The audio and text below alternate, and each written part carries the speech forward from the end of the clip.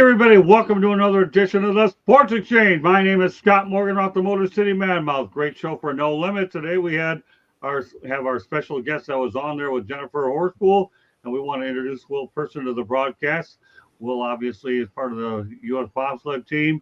He's going to tell a little bit about his story and all that. Then we're going to get to the agenda, which is a packed one, and I know there will be a Marvin Powell I Told You So thing directed toward George Eichhorn. Don't worry, he'll get his moment in the sun. Only one bright spot out of what happened on Saturday night. But before we go ahead, let me introduce the group here. We have Marvin Powell III. Welcome back, Marvin. Thanks for having me. I love it. Oh, we love having you, my man. And I'll tell you, I was telling Stephen Russo, you're a rising star if I ever saw one. And let me tell you, yeah, and I'm saying a rising star.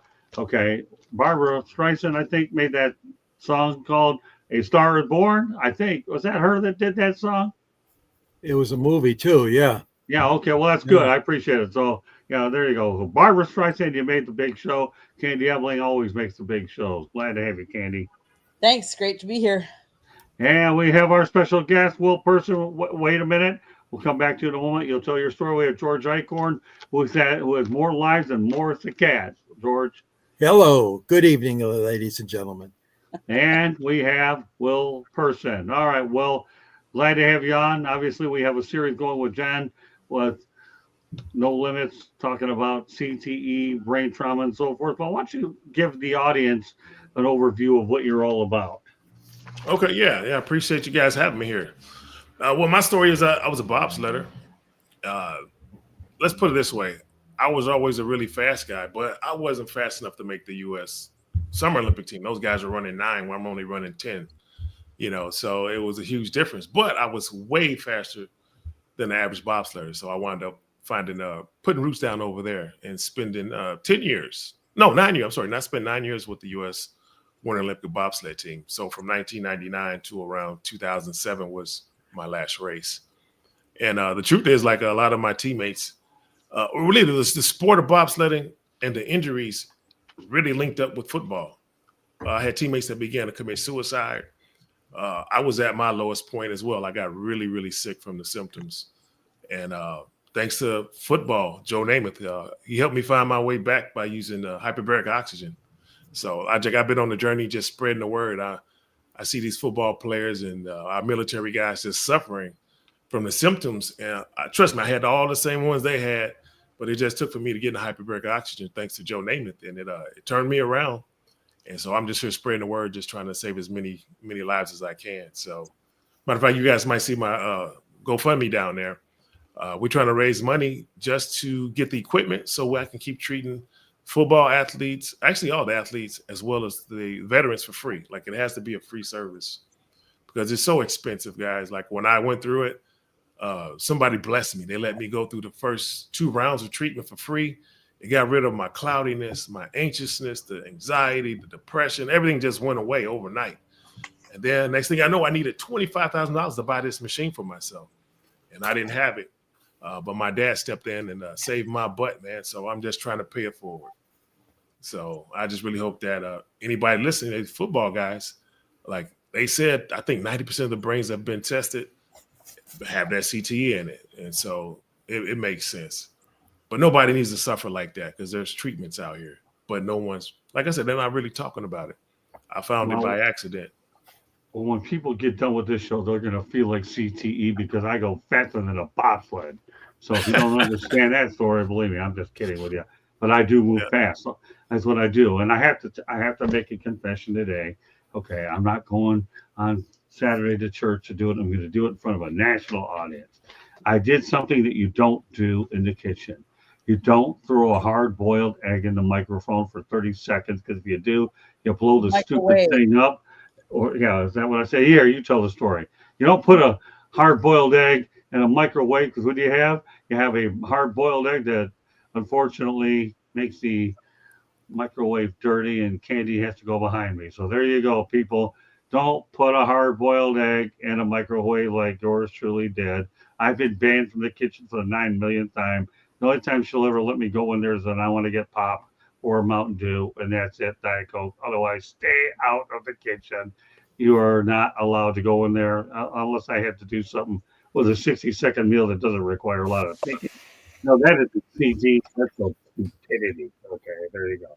But can you put a regular egg in there? That's a hard-boiled egg. But can you put a regular egg in there? Yes. I don't know what I did. I'm about to find out tonight. Thanks a lot. You can. Thanks a lot, guys. Just make sure it's out of the shell. Yeah, but don't go out there and expect cooking advice from me. I'm not the guy that's going to give it to you. I tell you, when I was in college, I put a grilled cheese sandwich in a microwave for 4 minutes, and I could have broken a triple pane window with that thing. If you want to get nailed for assault and battery, just take a piece of wood, put a grilled cheese sandwich on top, and get somebody in the head with a grilled cheese sandwich, and guess what? You'll be over in the jail before you can fast and turn your head. And if you want to break a window, that's okay. That 5-minute grilled cheese will get it done. All right, that's enough. This is not a cooking show, although I'll be cooking a lot of good content tonight. Oh, I'll tell you. Well, you saw me when I was just getting going. Now you're going to see me when I'm really getting going. Glad everybody out there watching us. We have a lot to get going here today. We're going to start off with the National Football League, or no, maybe not. We're going to start off with an I told you so moment, because this really hurts. And that being this, okay? Let's talk about the USC Trojans and what they did to the Michigan Wolverines. All they did was beat them. What was it, 38-13? But let me set the stage for this football game. Okay, it was a rematch of last year's close matchup. Okay, they were under the light. Michigan's defense versus USC's high-powered offense will be a great matchup. Well, it didn't quite turn out that way. Okay, their star wide receiver Makai Lemon leads the Power 5 in receiving so far. I'm sure Marvin will be more than happy to give us an update on that one. And USC is one of the best offenses in college football, led by Jaden Mayava. And if that isn't good enough, USC leads the series 6-5, but lost in the Big House last year, make it 7-5. With that said, Marvin, that's your. But the only bright spot that came out of that thing for the Michigan Wolverines, by the way, was a guy by the name of Andrew Marsh. He had a career high and a team high 8 receptions for 138 yards, a touchdown. Bryce Underwood primary target. Marvin, take over the narrative about what the Trojans just did. Yeah, so this was the biggest win in Lincoln Riley's career. You know, he's been there for 4 years, and when he got to USC, he was talking about making it the Mecca of college football. You know, it was almost similar to LeBron's, 3, 4, 5. It was something like that. That was the energy he was giving off. And, he came in that first year. They had a run. Caleb Williams did great. And, they didn't make the playoffs, but they won 11 games. The next year, Caleb was the Heisman, but we only won like 7 or 8 games. And then last year was subpar. And after all the improvements, the NIL money, the facilities, the all-star coaching staff, we've been waiting for a signature win because we really haven't had it yet. Michigan is a team who's highly respected in college football. They've been in the playoffs in the last couple of years. They won a championship a couple of years ago. So this is considered to be a top-ranked program, a real Big Ten powerhouse. Mm-hmm. And we wanted to see if Lincoln Riley, could put together a team that could compete with that caliber team. And not only did they compete, it was almost a blowout. We had two red zone turnovers that really changed the momentum in the game. And throughout the entire game, USC was in control. There was no point in that game where Michigan fans felt that they had a chance or that they had the momentum or this is about to happen. That never happened. USC dominated on offense and defense. Michigan has a high-powered run game. That's what they're known for. USC shut them down. Michigan ended up having less than 150 yards rushing, I believe. 109. There you go. Where USC had almost 500 yards, 489 yards of offense. I mean, listen, for Lincoln Riley, this was huge. At home, we had a packed house. We had over 100 recruits there. And for Lincoln Riley in this program, this is what USC fans needed to see, us being able to compete in prime time on a national stage against a real opponent. And as we know, there's another opponent coming up this week with Notre Dame, but this was a huge win for USC, for our program, and it just lets us know that at the midpoint of this season, we're in contention, we're relevant, we're still there. We're ranked number 20 right now, but after this win, we should shoot up there. There you go. So there's your thoughts about the performance of Andrew Marsh. Yeah, freshman receiver. I'll tell you what. Michigan has a 5-star quarterback, Bryce Underwood, out of Detroit, Michigan. This kid is promising. He's been averaging about 200 yards a game passing. The passing game hasn't been effective, really. It hasn't really moved the needle. And the game against us, they found a stud in the receiver, Marsh, who actually had a good game prior to the USC game. But against SC, he blew up. He had like over 150 yards, key plays, big plays. Even though the game was never really close, he gave them hope. He gave them a little bit of hope. So he's a spectacular player. And with 6 games to go, and for them maybe playoffs, I don't know, you should see him continue to make plays. Not like Mekhi Lemon, who you mentioned earlier. Mekhi Lemon right now is probably the Biletnikoff leader. Jaden Maava is absolutely somebody who should be considered for the Heisman. Right now, Mekhi Lemon is playing as good as any receiver who has ever played at USC. When you watch, he's a difference maker. He's a game changer. He's a 6-foot receiver who, when he gets the ball, he runs that ball like a power running back. This kid is dynamic, phenomenal hands, speed, quickness. He'll make you miss in a phone booth. That's who he is. But he's tough, So he's a phenomenal player. Watch out for him this week against Notre Dame. Yeah, and keep in mind, once again, the final score was 31-13 in favor of the Trojans. They came out, they were a team on a mission, and they took care of business, quality win against a top-tier opponent. We'll see what happens, with the Wolverines and the Trojans. Good rivalry. I guess that's one of the reasons I'm glad that USC and UCLA joined the Big Ten, albeit geographically it doesn't make a lot of sense. But, considering the direction where the Pac-12, yes, follow the money. You definitely get that right. Right. It's only in America, right? Only in America. There you go. All right. Well, you know what? You're in Southern California. What do you think of that signature win?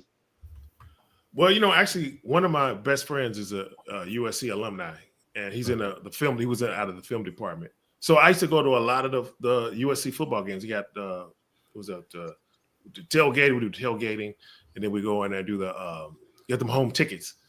But man, you can usually tell when USC is going to be good because they have a certain swagger to them.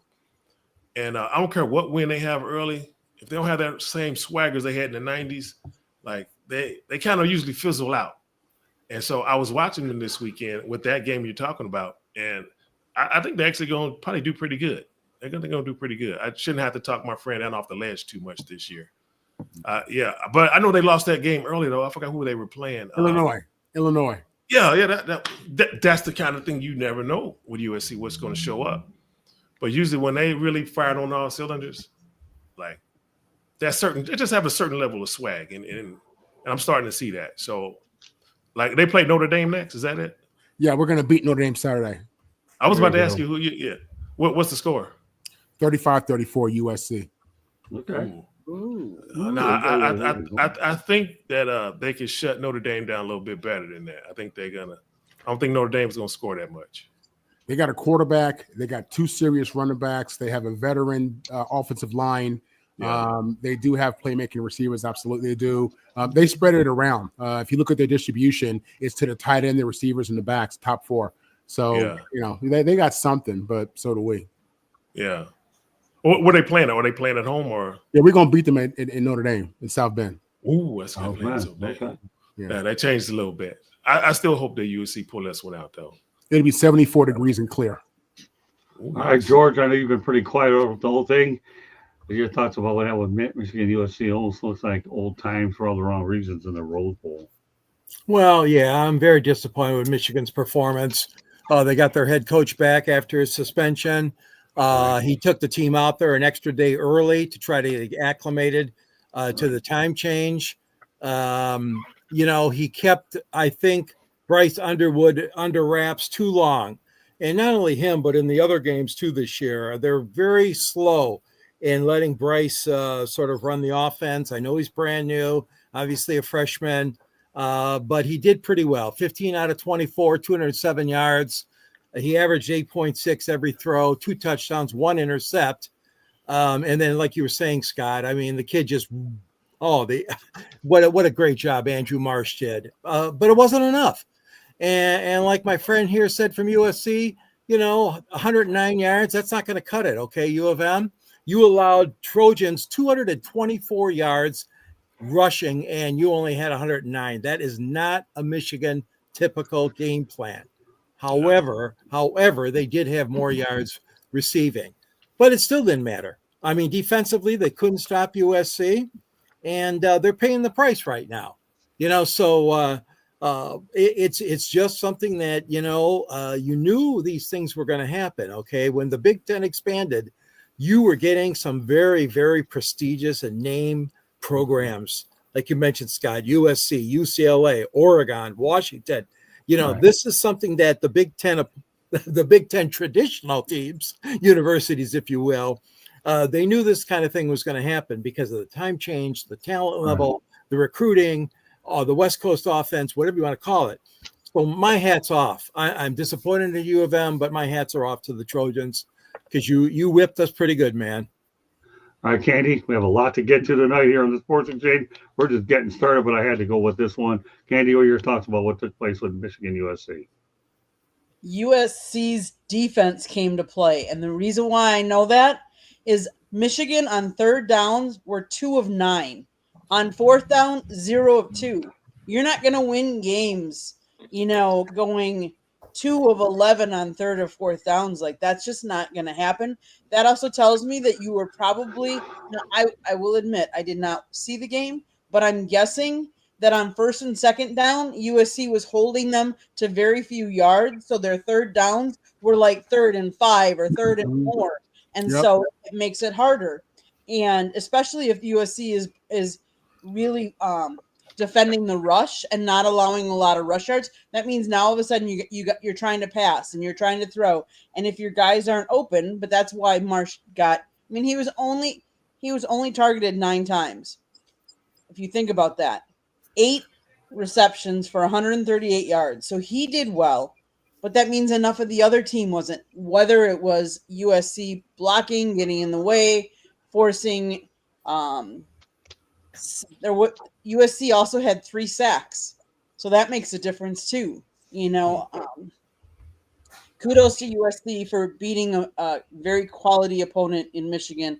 And as a Badger fan, that pains me to say that. So, but this whole season pains me as a Badger fan right now. So I'll leave it at that. Oh, don't worry. I got some good stuff for you now that you just said that for next week, Candy. Mark my word. Now you really set me up for what's going to happen. Oh, goodness. Watch out, Candy, for next week because of what you just said. All right. So here's my take on it real quick.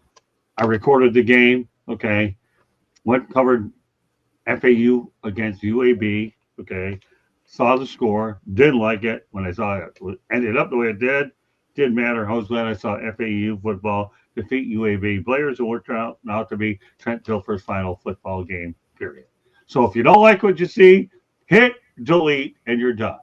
Just like I'm no longer going to talk about this topic because we have a whole lot more. We're going to National Football League, people. That the Buffalo Bills are the first team to overcome a 15-plus point deficit in the final 4 minutes and win in a game thanks to Josh Allen. But so far, that seems to be the high point of the season because they are on a 2-game losing streak, Marvin. I'll tell you one thing. You can put yourself in the record books for a certain reason, but now you have a 2-game losing streak and everybody's questioning any. So what are your thoughts about the Buffalo Bills? Yeah, listen, you play 17 games. This is a long season. The season is like 5 months long, okay? You're going to lose games. There are no easy games on an NFL schedule. It is any given Sunday, okay? I do fantasy football. I do these knockout pools.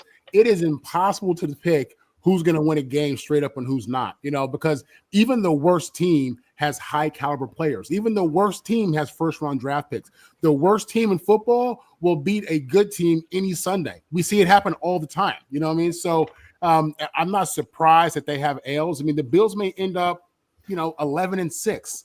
That's good. And they're still winning the playoffs. They have arguably the best quarterback in football right now. And when you have the best quarterback in football, you're in every single game. It doesn't matter. Nothing else really matters. I mean, and it does. But if you have the best quarterback, then you have something that's very special in an NFL offense where the quarterback is everything. They have an MVP. Josh is looking at another MVP season.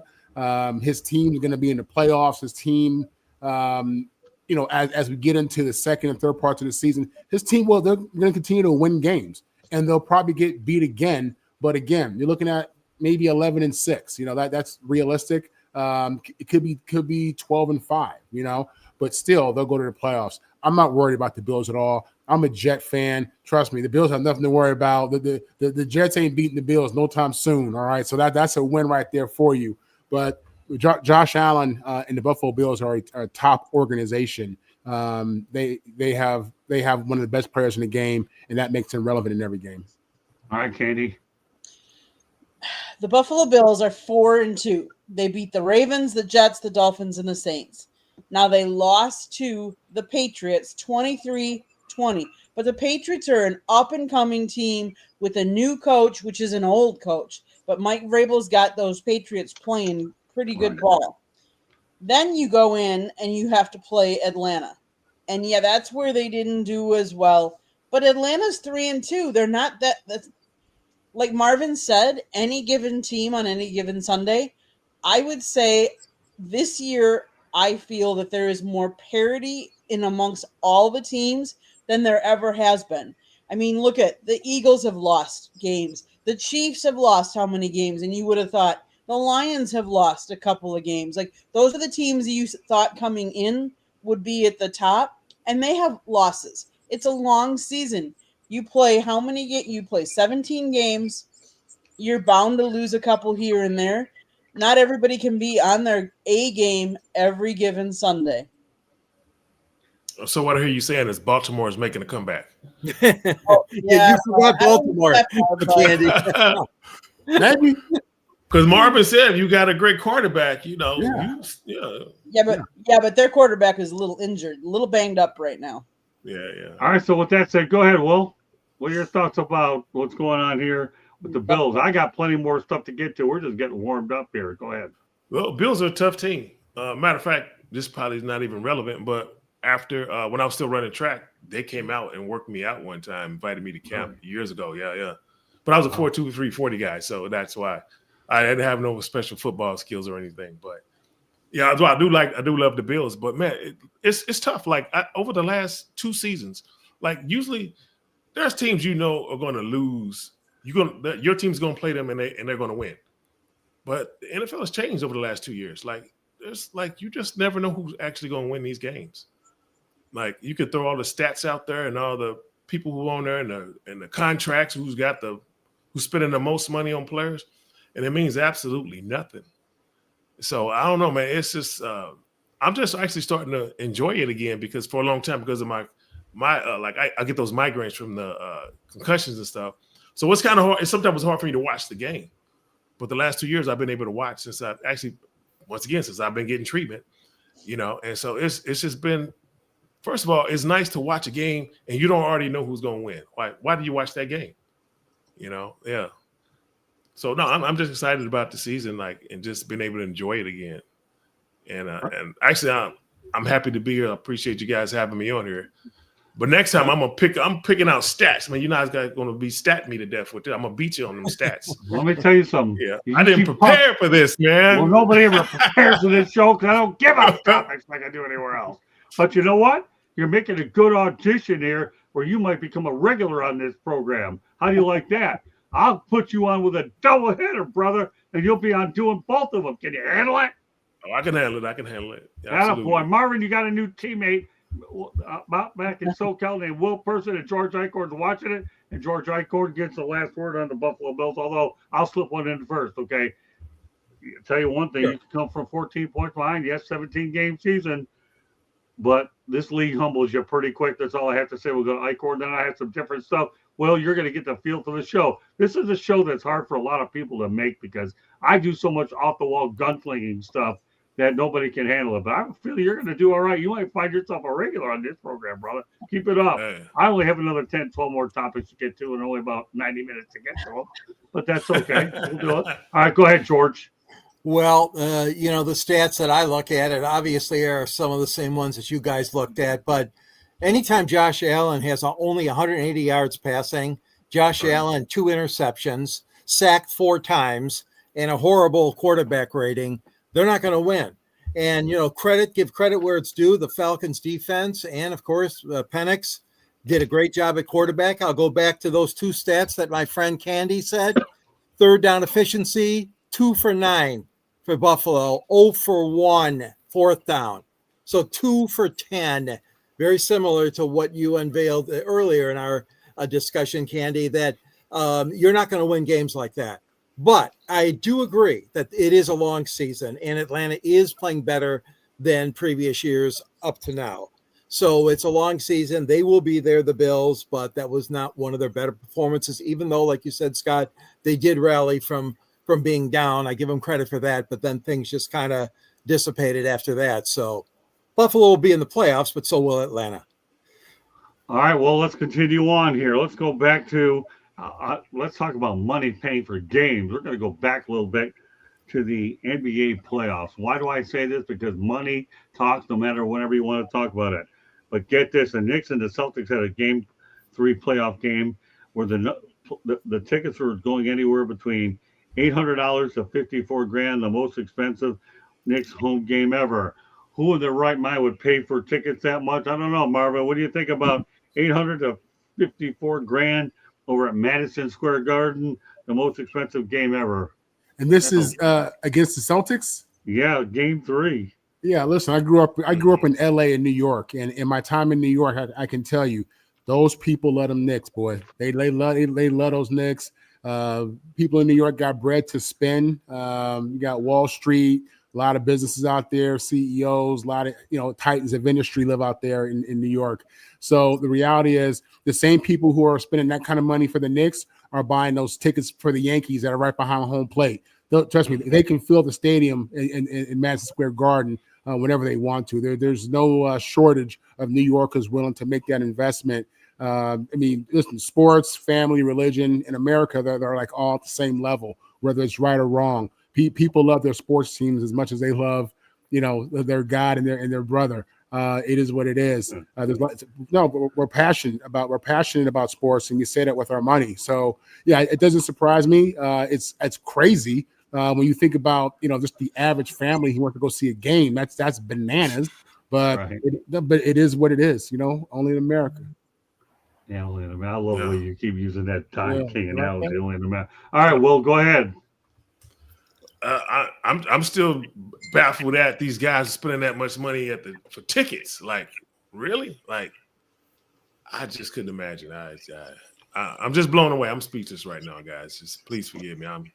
Well, I had to no, digest that one. You don't have to feel too bad for this one because a lot of normal people would be speechless to this. So well, the NFL wasn't good to me, growing up.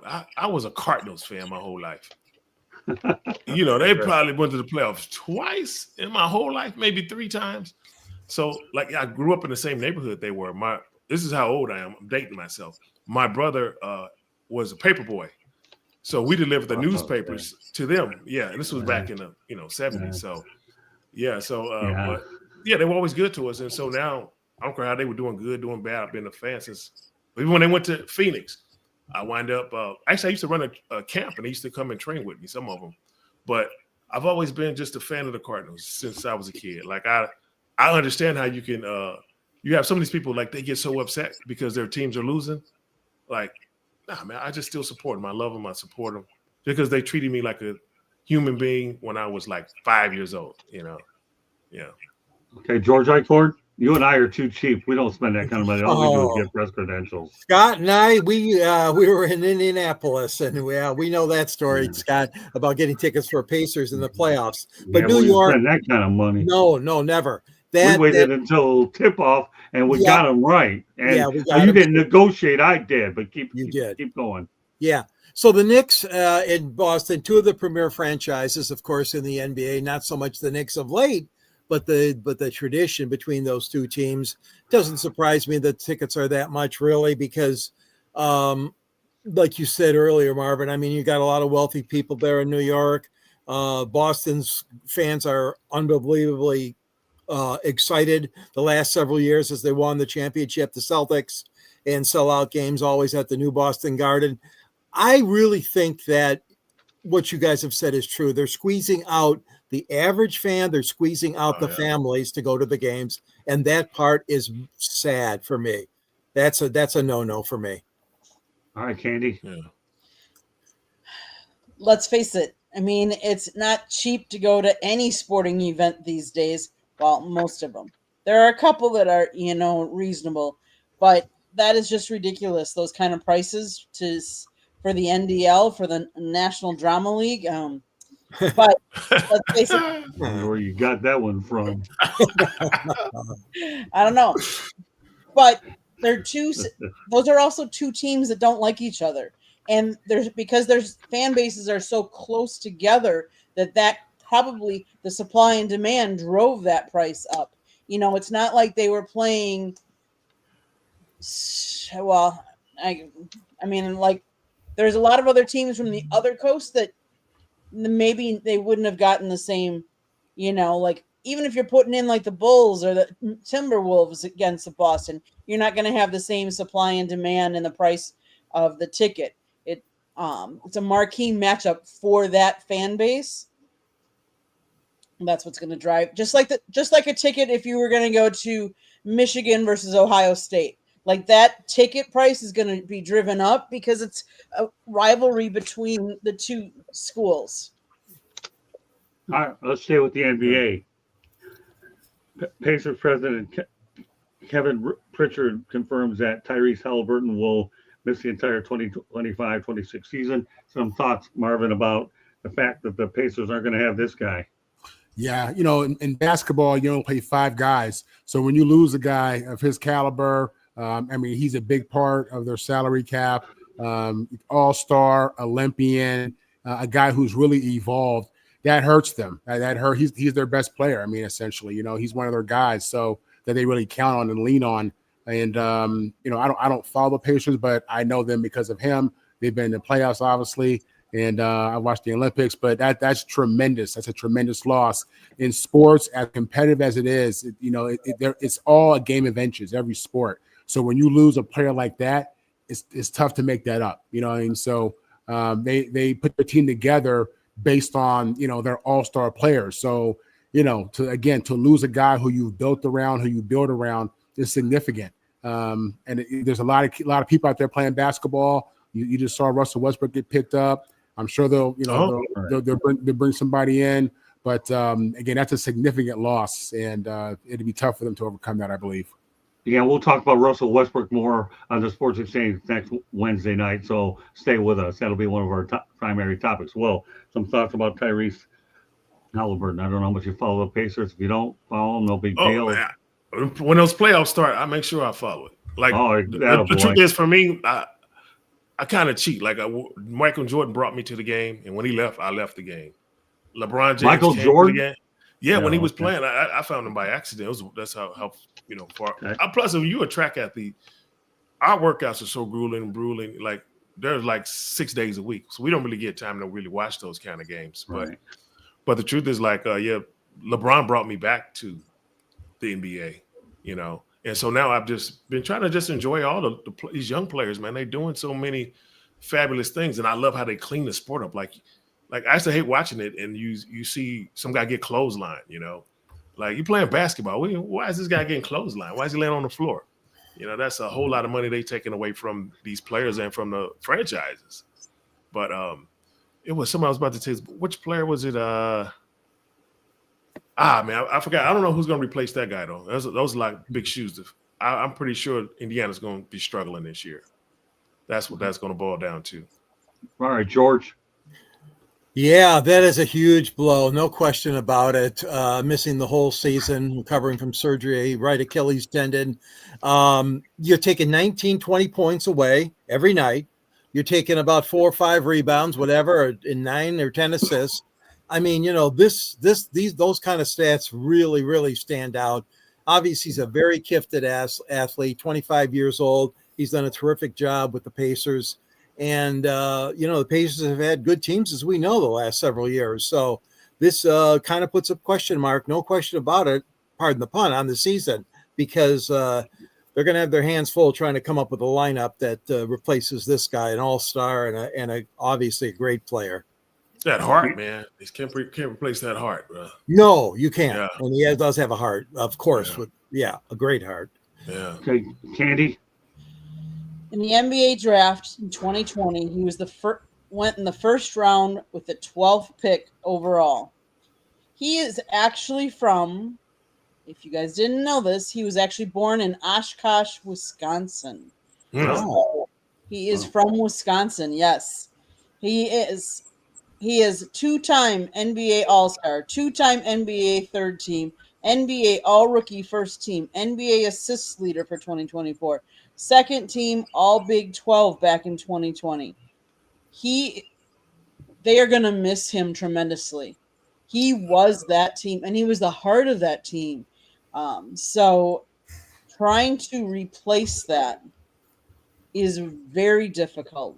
Like Marvin said, they only put 5 on the court. So when you're missing one of your top guys, then obviously it's next man up mentality, but normally the talent level drops quite a bit. So it'll be interesting to see what Indiana, who they have to step into his shoes for this year, because those are big shoes to fill. Well, I'll say one thing. Rick Carlisle's a coach. If anybody can get around this problem, he will. All right, we have a Waxy Giraffe, Miami Herald for Life. I guess we know that what paper he likes to read, so there you go. So with that said, let's continue on, George. We'll talk about more guards in the NBA. Life without Dennis Schroeder in Detroit. He's off to the Sacramento Kings, signed a 2-year, $28 million deal with the Kings. So let's talk about, and Michael Consicio, glad to have you on. I'm looking forward to coming on your show and spreading the wisdom. Don't worry, Michael, we have a phone call soon. Just let me know when you get your phone straight. We're going to make that happen. Another NBA expert, Marvin, get used to it. We're going to be pounding the NBA hard. Michael, just let me know when you get your phone straight. And also, please come in on YouTube as well. And that would be good. But I'm glad you popped in. Thank you very much. But you can contribute in the chat room with the topics. But it's not a matter of if, it's a matter of when. And it may be sooner than you think. George, Dennis Schroeder, Detroit. How much will they miss him? He gets $28 million. He's going to be in one place for a little while. Sacramento, a team on the uprise. Go ahead, George. Well, yeah, I do not like the fact that he was not retained. I mean, I think he played around 30 games regular season for them. Right. He had a nice average, almost 11 points per game, and he was a very, very good player off the bench for Bickerstaff and the Pistons last year. But as it happens in all of sports, and especially when you start forming your roster, it's impossible to keep everybody signed and sealed for all those consecutive years. So you're going to see some fluctuation, especially in the second half of the second unit, I call it, not the starting 5, but perhaps you will there too. Schroeder was a good ball player. I liked him. He was a good shooter. But you know what? They went out and got a couple other guys, and LeVert and Duncan Robinson. So we'll see what happens. Pistons are losing a little bit of their depth, and that does concern me, Scott. And if there was a way, I wish they would have kept Schroeder, to be honest with you. Well, that's okay. That's why I called on you first. You're the one who obviously covers the Pistons. The Detroit Pistons have been great for me over the years, so I always have a special place. And I have I have a piece of their floor in my hallway commemorating the Bad Boys era, and going back to Matt Gobeck and obviously Bill Wickett, and then of course they have Kevin Grigg, I think. Yes, yeah. Those people have always been great to me. So, Will, obviously, do you follow the Pistons much? Dennis Schroeder's a good player. He really is. Well, I had a guy I used to train, Kevin Knox Sr. His son was playing there, Kevin Knox Jr. I know he was with Detroit for a little bit. Yeah. Yeah, so I followed him for a little bit when he was with him, but after that, then once they got rid of him, I really haven't followed him too much. All right, no big deal. That's fair enough. Candy. He's actually he was born in Germany, and he played over there for a little while. But he was drafted in the NBA first round, 17th pick overall. He's played with a number of different teams here. He also is he was most improved player back in the day. So Detroit didn't have him long, but yes, anytime you take somebody that's been around the league for a while, they're a proven player and they have a veteran presence, that you're going to miss that. Okay. Marvin. Yeah, Candy hit it on the head. I was going to lead with, he's a veteran player. He's a tough player, gritty player, physical player, a guy who's not afraid to mix it up. You need that kind of guy on a team. So, in a league full of good players where good players get cut all the time, I mean, if he wants to, just like Russ, I mean, he'll be somewhere soon. But he is a player who can impact the game. I enjoyed watching. I think he was with the Lakers, played well with LeBron, and he's the real deal. Does Well, anybody? I'm sorry, I mean to cut you off. Did he come from? I know he played in Germany, but he wasn't a resident there. Like, was he military baby or? No, I think he's German. I think he's just He's the sole owner of his German hometown team, Basketball Lohen Braunschweig of the Basketball Bundesliga, whatever, and he's the majority owner of the team since 2018. Wow. Huh. Good for him. Yeah. Well, I'll just say one thing. I'm glad the guy got paid. He hit $28 million. Did a good job in the Pistons in the postseason. So we're going to go to our first non-sports topic of the night. I know Marvin loves these. Oh, my God. What is he going to do it. I'll tell you. I don't want to get you canceled, Scott. I don't want to get you canceled, man. Oh, always going to cancel me, man. Not over this topic. I can see other ones they might attempt to, but not over this one. I don't know. I'll let you be the judge of that, Marvin. You're going to be my agent when it comes to that stuff. I love having guys like you as an agent. And, of course, Will has a lot of good attorneys. He's dealing with them with all this brain injury stuff that I may have. Yeah, I went to law school thinking I was going to be an agent, and that wasn't it for me. Don't worry. After your first act, the way you handled that first topic, this will be easier. There'll be other ones that aren't, but not this one. All right. And Will's going to find out our first non-sports topic of the night. Are you ready? There we go. All right. Texas has banned China, Russia, Iran, and North Korea from buying land in the state, people. They have banned them from buying land in the state. Why? Because here's what they're looking to do. The law aiming to protect Texas security and businesses, homes, farms, land used for mining and water. Marvin, Texas is trying to make sure that they got to protect their interests. You like that idea? Listen, I'm with that completely. I don't understand why we're allowing these other countries to buy land, farmland, get any kind of minerals or precious stones. Why would we want them to come do that? Why would we allow them to come do that? That's insane to me. And even from a national security standpoint, it doesn't make sense. We shouldn't allow. Listen, I'm not for really allowing any other country to come set up shop and take advantage of our natural resources here. I don't know why it's even allowed, to be honest with you.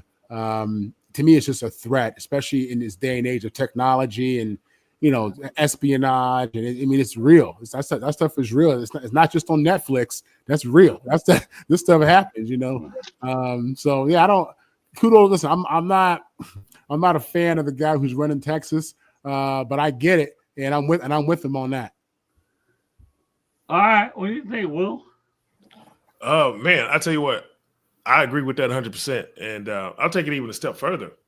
There was times where I tried to buy a house. It was like 2012 or something. It was after that housing market crash.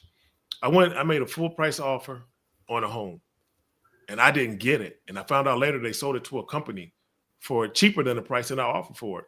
And so there's these companies that's coming through these cities, and they're buying $2,000 or 3,000 houses at a time with the swipe of a pen, which is causing the rental prices to go up all through the country because they're now controlling all of the surplus of houses.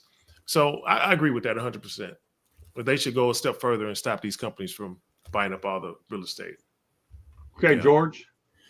Yeah, it's hard to not support that. Governor Abbott and, of course, the Texas legislature, whoever worked on this proposal. And you guys bring up an excellent point. I mean, when it's one thing to be an open country, open borders, and open business, if you will. We're open for business, as the saying used to be. But when you're taking it too far and then you're gouging people, you're gouging the Americans, our own country, our own citizens, and things like this are happening and you're driving prices up, like you mentioned, those things I will not accept. And I know they're targeting these 5 so-called nations, but I'm sure there's many, many other ones too that are trying to make cheap land deals or underhanded deals or control our minerals and resources. So no, I definitely don't want that. So I'm in agreement also on this one, Scott. Candy. The ban applies to governments companies, and individuals domiciled in the listed countries.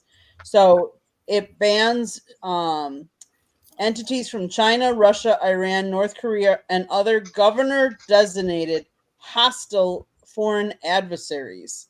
The restrictions do not apply to U.S. citizens or lawful permanent residents, green card holders, regardless of their country of origin.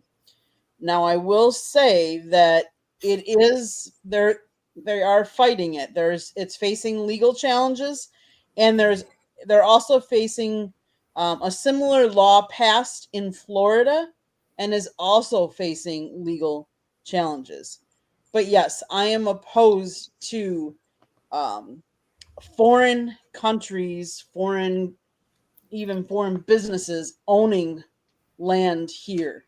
One of the problems that the legal is facing is they think it's gonna could lead to widespread racial profiling. So it just has to be careful. There's just some legal issues. They got to figure it out. But if you're here legally, you should be able to buy here, But if you're not, then you shouldn't. And if you're not living here, you shouldn't own land here. You can buy companies and stuff like that, but you can't own the land here. That I oppose. Oh, I got another one for you if you don't mind. Yeah, go ahead. Yeah, actually, when I first moved to LA, I remember I wanted this Porsche. I had to have it. Had to have one. I found one, right? So my Porsche guy, he was teaching me a lot of the tricks of the trade around here. And what they were doing, the students were coming in from other countries. They can bring all the cash they can bring with them. And so they'll buy up all the houses, the cars. These are students at USC, UCLA around here riding around with Lamborghinis. But that's the way that they get the money into the country. So they really got to stop it over there. Because that's really the money laundering is coming from the students coming for school. That's the truth of it. Yeah. Right. So go to Michael Concicio's comment in chat room. I really like this one. Read it, please. Quiet is kept. Let's take care of us, then look out for others. Imagine if we all, as USA citizens, can thrive, how powerful we would be as a nation. Absolutely. Bingo, bullseye, Concicio. Just let me know privately if your cell phone's fixed. You got it all figured out. Goal here is to have you on in approximately 2 weeks. Okay, we'll go from there. Keep it up in the chat room, Michael. We appreciate your participation. It's unanimous all the way around. I'm all on board with the rest of the group here. All right, one more topic. We're going to go to a station break shortly. We have a lot more to get to here on the Sports Exchange. The new Portland WNBA team's name has been revealed. The Portland Fire. The league's 15th team will revive the name of the original Portland Fire, honoring the franchise that played from 2000 to 2002. It does make sense. Think about it, everybody. They have the Portland Timbers, and y'all know that fire and wood go together. Marvin, what are your thoughts about it? All right, well, here, you know what? You lead off with it, then we'll go to Marvin. How do you like that analogy, Will? Boo! Come on. I was actually about to say, you know what? That could be a lot more creative than that. And then when you said the original team was the Fire, then I backed off. Well, I'm sorry. Now that you start talking, I backed up. I take that back. I don't care. All right, so you got Fire and Timber. Now that you stepped up, you get to talk about it first. Now I'm going to Marvin. But you see all these forest fires we have here in LA? Fire and timber is just a bad topic around here. It's taboo. Yeah, but we're in Portland, man. Forget about LA. We're not talking LA Fire. We're talking Portland. We're talking about the name of a team. Will, get used to me talking this loud because I do it on here. I get to be a nice guy on your show because I'm sensitive to CTE. I have CTE, okay, in a different way, okay? And I'll think of the three ways to describe it. We're gonna come up with We're gonna come up with a better name and get a petition going, and we're gonna change that name. How about that? All right, but meanwhile, stay on point with the topic.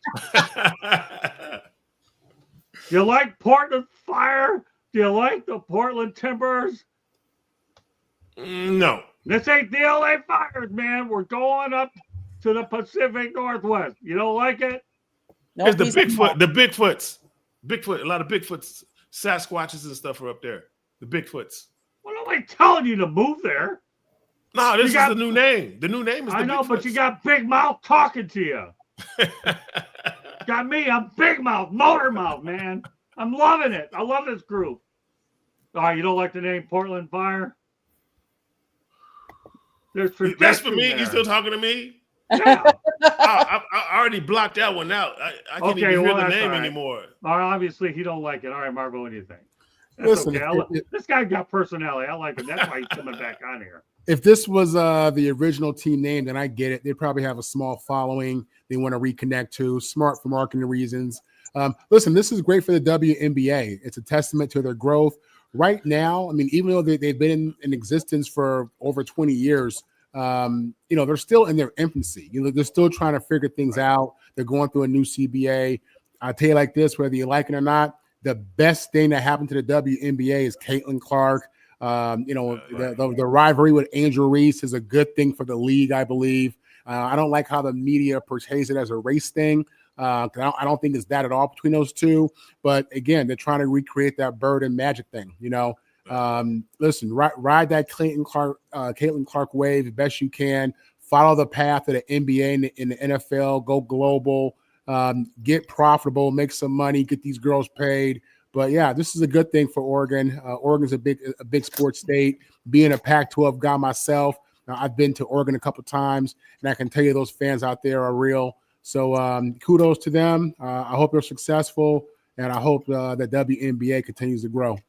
Well, let me tell you, I covered the Portland Trail Blazers many years ago when they were looking at when they went out there, and they treated me well when I was over at the Portland Coliseum during Rip City, and now obviously with George and I know Chauncey Phillips is there. Portland's a great place. I enjoyed my time up there. They treated me well. All right, Icorn, continue there. Thanks, Mike. Appreciate that. Yeah, thanks. Candy put his comments up in the chat too. This guy's on a roll. We got to get him out there so we can promote Quincy Show. Go ahead, George. He says, Scott is great. Do not like the name, but Portland has a great NBA history, and it's great for the WNBA and for the Portland community. Portland is a great basketball town. I'm so glad that the WNBA is going back there.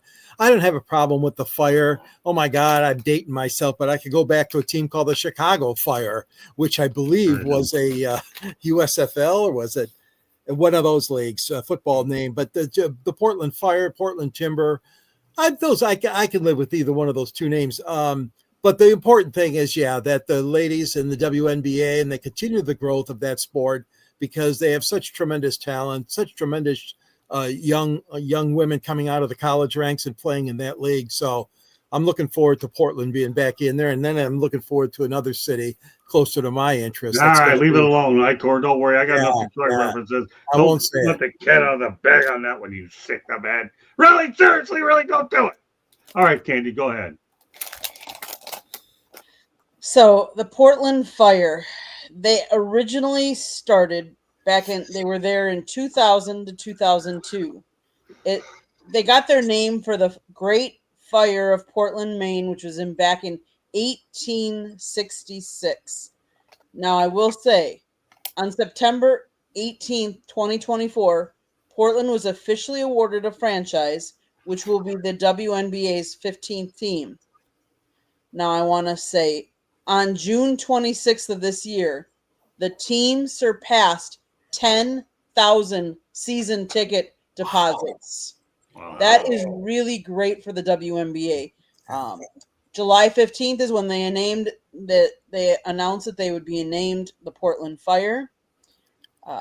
But to have 10,000 season ticket already sold, and the team isn't even playing yet, that is great. Great news for the WNBA. Yeah, it really is. Yeah. With that said, we're going to a station break, Candy. When we come back, we'll talk about our featured topic of the night, the Detroit Lions and the Kansas City Chiefs. When we come back, a lot more to get to. Candy, go ahead.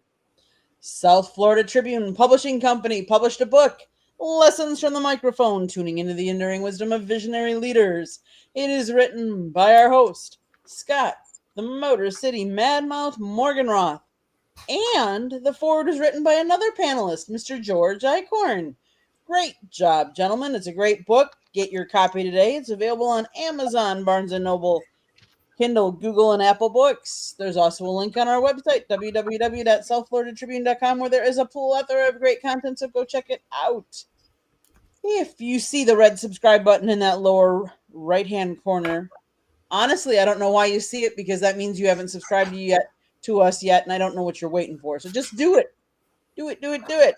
And then share it with all your friends and family and turn on the notifications so you're notified every time we go live. If you like to listen to podcasts, you can find us wherever you get your podcasts. If you want to advertise, you can call Scott 954-304-4941. And if you want to be a guest or have topic ideas, besides being in the chat room, you can always email us at southfloridatribune@gmail.com. I am going to do one plug. One of Will, who is our guest tonight, he is trying to raise money so he can give free, yes, I said free, hyperbaric chamber oxygen to NFL players, military, anybody that needs it, free sessions. So we're trying to help him raise money so he can get the necessary equipment, because as he said before, it helps and it helped him. So if anybody can, I've put it on the up on the screen, but those of you that are listening to us on a podcast, the website is GoFund.me/93FF9C6E. Again, GoFund.me/93FF9C6E. Thank you. Back to you, Scott. All right, Candy, well done. All right, let's talk about our featured topic of the night. George Eichhorn, by the way, will be covering the Detroit Lions and the Tampa Bay Buccaneers Monday Night. Proud of Mr. Eichhorn. But when he comes back, he'll definitely be giving a report on the game. But I have a feeling he'll be targeted for Fire Up next week. And then he'll talk about it as well another night, because we're going to have a loaded agenda. We're hoping to have Megan Price on, right, Candy, next week? So that'll send George probably over to Fire Up for 1 week anyways. But meanwhile, Will isn't going anywhere. He's coming out here every week, and he's going to be meeting a lot of people. And we're going to now have a quicker way to promote his cause by putting him on these primetime shows. Anyways, let's talk about the Lions and the Kansas City Chiefs. We'll take it down this particular road. They lose to the Kansas City Chiefs 30-17. They get Tampa Monday night. Brian Brown incident. Oh, my goodness, that was not a good look, people, with what he did to Juju Smith-Schuster. We're going to go a lot of different ways. Dan Campbell didn't like it. He gets a 1-game suspension for it. So as we go, and we'll also talk about some of the other mistakes, and I'm going to turn over to Marvin first. In that particular game, okay, the Lions were playing uphill the whole time to begin with, and to me, they were running. To me, it looked like they were running behind all night. Aiden Hutchinson personal foul. The roughing the passer call didn't help at all with Patrick Mahomes. Why did you do it? We all know about the highly publicized Brian Branch scuffle and the Dan Campbell gamble on 4th down that failed when Amon-Ra St. Brown dropped a 14-yard pass, and that didn't help matters any either. But then they also had a illegal formation on Jared Goff that was actually overturned in New York that led to a touchdown reception that was negated. So with that said, we'll talk about that. I'll follow it up about what we can expect Monday night. I should also point out another nugget too, that Aiden Hutchinson, get this, on September 17th, he tied a franchise record by producing a quarterback hit in 17 straight games. Take note, Bucs quarterback Baker Mayfield, because I'm going to tell you one thing. It's hard to believe to this date that the Jacksonville Jaguars passed on Aiden Hutchinson. All right, George, we're going to let you take the lead on this, and then we'll talk. And you know what? I'm going to put all the facts out there so I don't have to go back and get them. The Lions have scored 30-plus points in 9 of their last 10 home games. They'll need that Monday night against the Tampa Bay Bucs to try to go into the bye week 5-2. A lot of information. If I hit you with too much of it, no problem. Just go back here at about the 1 hour mark, and then you can go ahead and find it on our YouTube channel, and then you can get it all. You'll have plenty of time before Monday night. Okay, George, you're going to be there. But let's first. You're going to talk about the Kansas City game, and then we're going to talk about the Bucs and all the facts that I hit you with. No research necessary by anybody. I gave it to you. Go ahead, George. Yeah. Well, that game against Kansas City obviously had a lot of stuff going on at one time, as you laid it out, Scott. Yeah. The Lions were battling from behind, and you're right. They looked like they were looking over their shoulders the whole game, and they probably were, because Kansas City was pretty damn ferocious defensively and offensively. I don't want to get into some of those calls because some of them were controversial. Obviously, the Detroit fans and some in the media here in town are just all bitching and moaning about the lack of a penalty on Kansas City.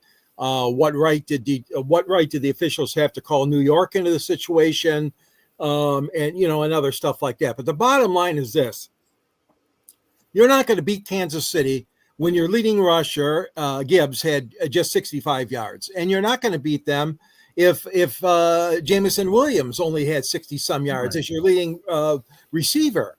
I mean, those stats alone illustrate the problem that Detroit was having, and that was with the tight defense and the aggressive defense that the Chiefs threw out at them.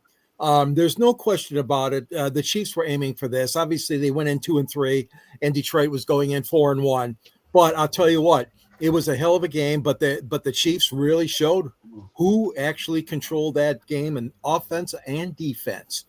As far as Monday night goes, yeah, this is going to be a heck of a game. You're right, Scott. I mean, Tampa Bay is loaded right now. Mayfield's playing great. Goff, of course, is a great quarterback, as we know in Detroit. So that is going to be, I think that's going to be an offensive display on Monday night too. It's going to be lights out as far as the points going on that scoreboard.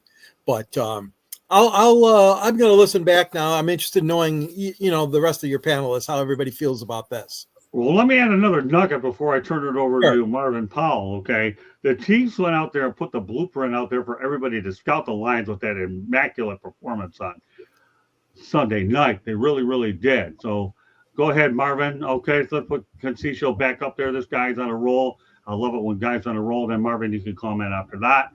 Go ahead, Candy. Well, Georgie, read it, and then we'll go to Marvin. Sure. The NFL seems to go in the direction of parity due to injuries and lack of the running game. Coaching does make a difference. See New England Pats. Jerry Jones needs to be tested for illegal substances. Okay. That's pretty hard to follow, but we'll put his opinion out there. We'll stay on point with the topic. Go ahead, Marvin. Yeah, in regards to Detroit, I'm a believer. Dan Campbell has established real culture, and you see that just played out with the players and how the games are going. Offensively, defensively, this is a tough team. This is a very tough team. They lost some players, they lost some coaches, and they're still making plays and still balling. In regards to them, losing to the Chiefs, the NFL has a problem, and that problem is that the Chiefs are a wounded animal. All right, and you don't want to go against a wounded animal. If you look at Pat Mahomes, if you watch his press conferences, you can see his energy. He has a high degree of emotional intelligence, and he always says the right thing. But you can tell this guy's burning up. I can tell when I'm watching him. Right. So I expect KC to come back as we get into the second and third part of the season.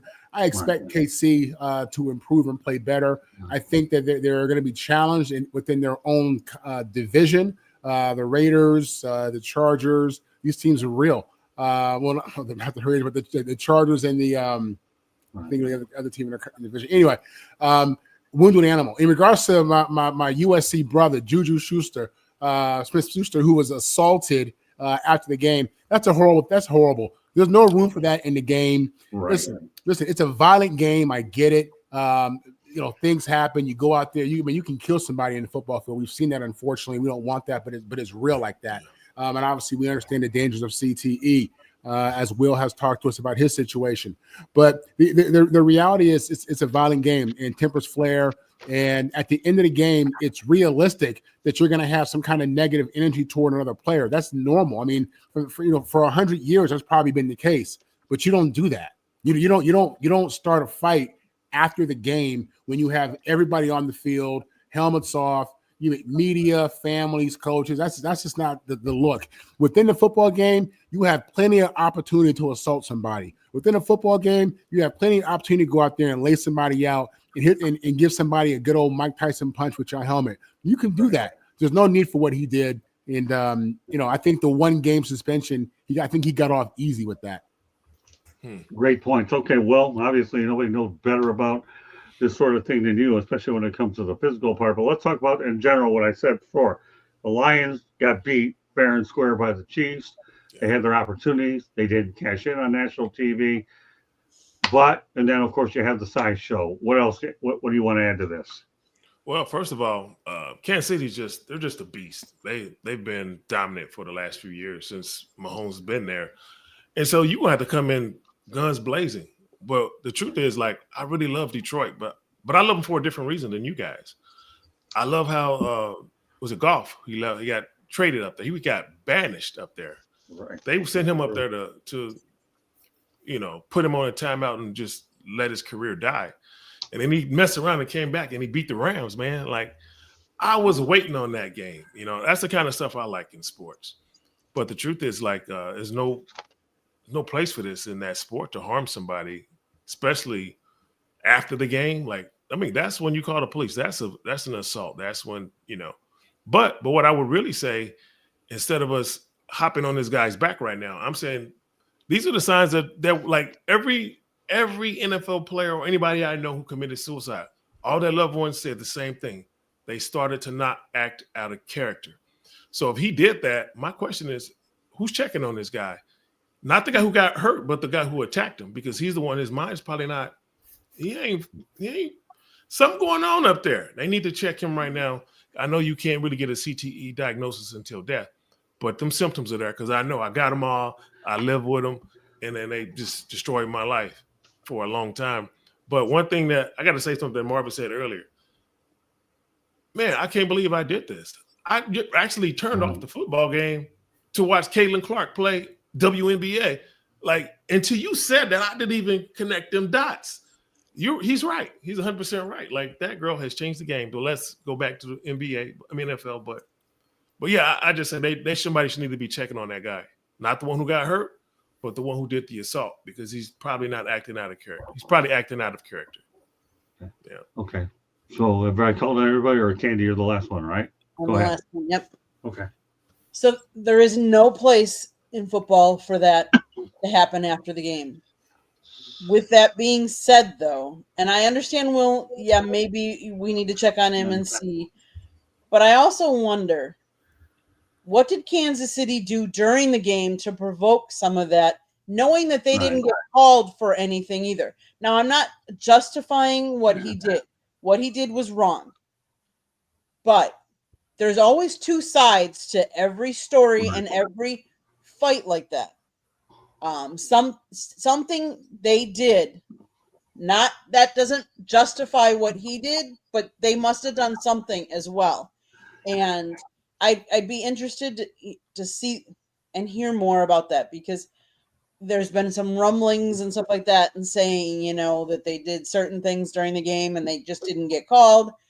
That doesn't justify what he did, but it might explain more to us why he did. But never should he have taken it to that level. And like Marvin said, I agree. I don't know that one game was just enough. Is that enough for him to learn and that what he did was wrong? I got a quick one for you on that one. Yeah, go ahead. Let's say we all have an enemy. We got an enemy. We're all different enemies, right? And one day you're going to lay hands on this enemy. Are you going to do it with 1 million people watching? Or are you going to do it where you're not going to get in trouble? So for some reason, for him not to think about that, he's already, his brain, I'm telling you, that something's not right. And we're going to be reading about this guy a little bit later on in his career. And I hate to say that. And I hope that he finds help, because that's what it is. I'll guarantee it. I don't even know who it is. I didn't see it, but I'm going to follow it now. I'm going to make that my personal business and research it. Well, that's good. Now, let me point out a couple of other things. Maybe one of the reasons why he only got that one game suspension is he had a chance to tell his side of the story. Maybe the NFL found it somewhat believable that maybe he was provoked in some way. I don't know. But nevertheless, I'll only close this topic out on one thing. A year ago, I got on Mike Tirico's case because he thought the Lions escaped and got lucky that they won because Travis Kelce was there. Well, guess what? Wasn't there. Guess what? Travis was there, and the Chiefs had the model to end up beating the Lions. Of course, Candy and I went out there to the Super Bowl and had an opportunity to see the Chiefs against the Eagles. We didn't go to the game, but we talked to a lot of people. It makes Tirico look a little bit better for NBC as well. Great points by everybody across the board. George, obviously, will be expecting you to talk about it, obviously, on Fire Up next week, which is probably where you're headed for that 1 week, at least next week. And, of course, I'll allow you to talk about it on the baseball show as well because I want a different audience to hear it as well. That'll be the one time I give you the opportunity to talk about both to justify your presence being there, as long as you let the Lions know that you're certainly helping them out around the nation. Great stuff all the way around. Well, so with that said, we're going to go back to the hardwood. And the legend, let's talk about St. John basketball. I know Marvin loves to talk about New York hoops, but St. John basketball under Rick Pitino ended up winning his first Big East title in 40 years. Can they do it again this year, Marvin? Rick Pitino.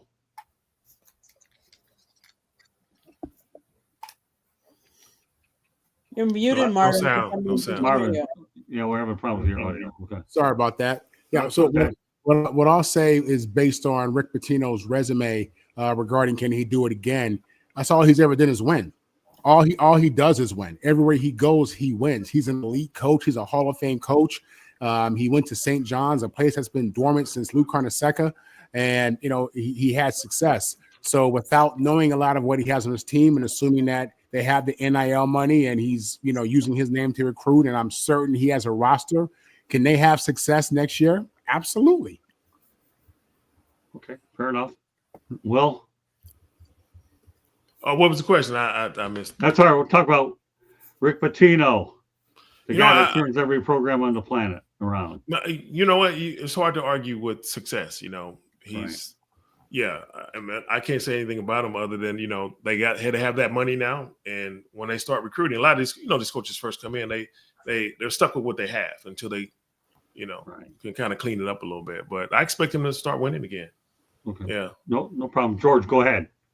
Yeah, I mean, I admire Rick Pitino. He's had a great career. I mean, I know there's been some, rivals of his that don't like his style or this or that. Big deal. He's a winner.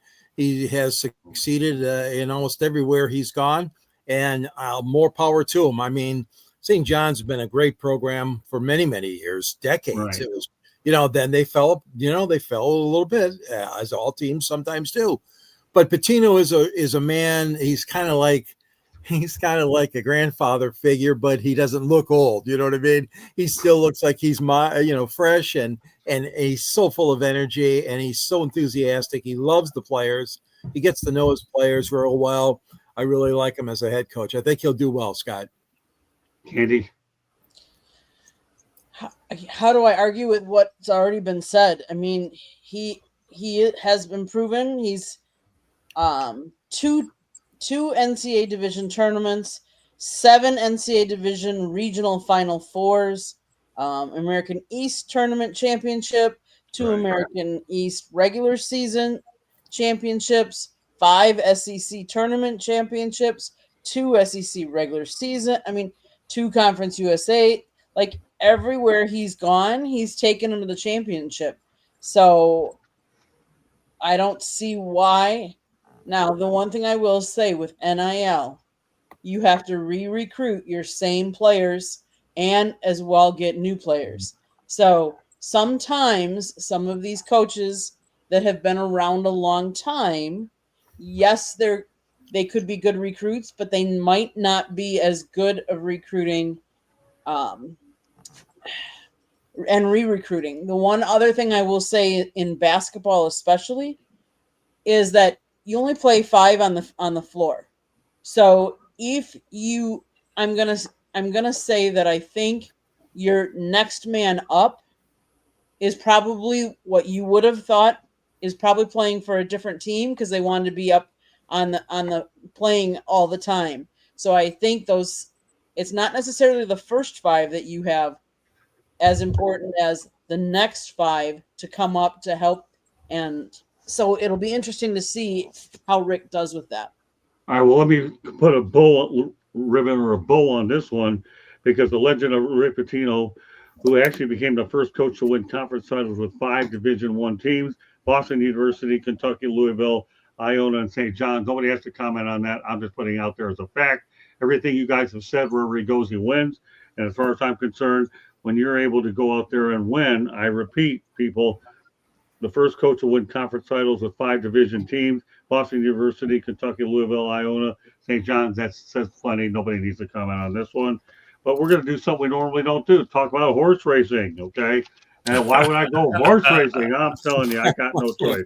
Hey, listen, I'll talk about everything on here. Ron Turcotte, the jockey who wrote Secretariat, recently passed away. So it's unfortunate. Rest in peace, Ron Turcotte. Will, any thoughts about Ron Turcotte or horse racing in general? No, I don't really have a lot. I've went to some of those derbies. They have them. Santa Ana. Went to that one once before. Okay. But I don't really have a lot. My experience with horses is equine stuff, like therapy type thing. So, all right, don't worry about it. All right, we'll pass this one. But I wanted to put that out there. Ron Turcotte, rest in peace. George? Yeah, what a great guy. I mean, he's a Hall of Fame jockey, Scott. You know, he took Secretariat to that Triple Crown back in 1973. And, you know, he just had a wonderful winning streak, man. That horse was unbelievable. Nobody was going to beat Secretariat that year, winning the Kentucky Derby, the Preakness, and then the Belmont Stakes. I used to love watching those three races, and I still do, not as much as I used to. But the sport of horse racing has dipped. But this guy was definitely a Hall of Fame jockey, no question about it. You know, he's born in Canada. A lot of people forgot about that, but he's one for the ages. And God rest him. God rest in peace. Candy? He was inducted into the National Museum of Racing and Hall of Fame back in 1979.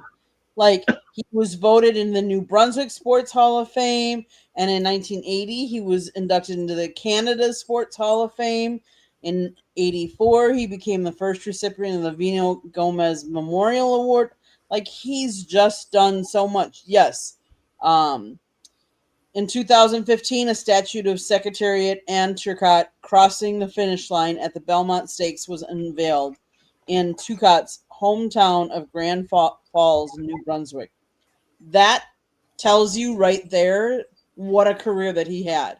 Because how many people are going to have a statue of themselves up in their hometown? Yeah. So rest in peace, but what a career. Yeah, Kentucky Derby, Belmont Stakes, Preakness Stakes is all great. All right, Marvin. The fact that we're talking about a horse 50 years later tells you how tells you how great this horse is. You know what I'm saying? It's just one of those things where even if you don't follow horse racing like myself, you know Secretariat. Like you know if you don't love rock and roll, you still know the Rolling Stones. You know what I'm saying? So his legacy has lasted. The jockey obviously is attached to that, rightfully so. And you know, this is a sports icon, a horse and a jockey that has at this point stood the test of time.